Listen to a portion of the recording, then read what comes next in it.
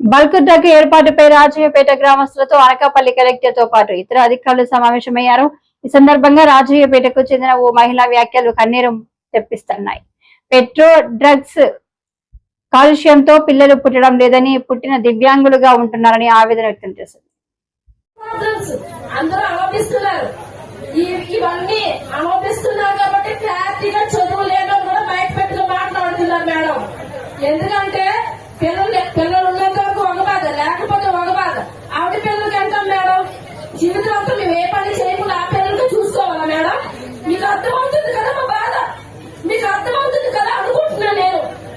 మా home minister అంతా కాదు, ఆమె కూడా అర్థం చేసుకోవాలి మేడం.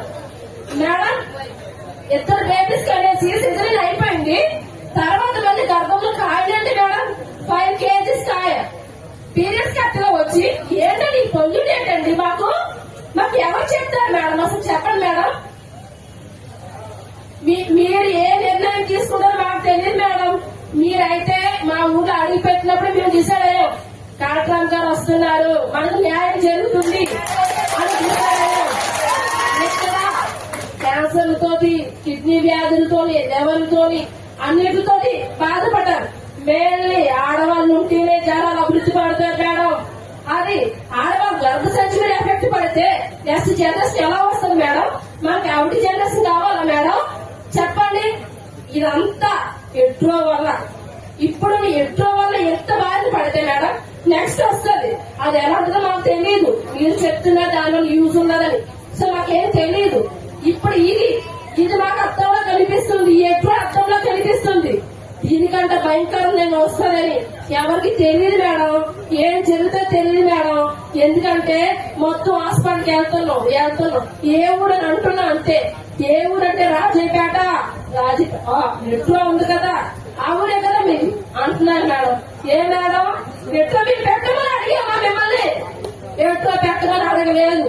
ఆ రోజు మాకు ఎవరికి తెలియవు. దాని వల్ల వచ్చే నష్టాలు మేము ఎదుర్కోలేకపోతున్నాం మేడం. పిల్లలు చనిపోతున్నారు మేడం, తల్లిదండ్రులు ఏడుస్తున్నారు. తల్లిదండ్రులు చనిపోతున్నారు, పిల్లలు ఏడుస్తున్నారు. కాముగా ఈ పాయింట్ చెప్తున్నాం మేము. ఎందుకు కాముగా చెప్తున్నాం అంటే ఆ ఆవేదన ఎలా ఉంటుందో ఒక ఆడమనిషి మీకు తెలుసు. మీకు తెలుసు, ఒక మహిళగా ఒక బిడ్డకి జన్మనివ్వకపోవడం ఎంత దౌర్భాగ్యమో తెలుసు. ఎందుకంటే సూటిపోటు మాట తెలుసు. ఇంకా మహిళ ఏం చేస్తుంది మేడం? డబ్బులుంటే పెద్ద హాస్పిటల్ చూపించుకోవడం, లేదంటే ఇంకేం చేస్తుంది? ఏమీ చేయలేదు. అమాయకులు కదా మేడం మేము. ఎందుకంటే మొన్న మీడియా మేడం గారు మాట్లాడేది అంతే. మేడం గారు రాజీపేట ప్రజలంటే అమాయకులు అమ్మ అన్నారు. సో నిజంగా మేము అమాయకులమే. అమాయకులు కాబట్టి ఎట్రోకెట్రీ వల్ల ఇన్ని జరుగుతున్నా ఎవరిని ఏనాడు ప్రశ్నించలేదు. ప్రశ్నించిన సరైన సమాధానం రాలేదు.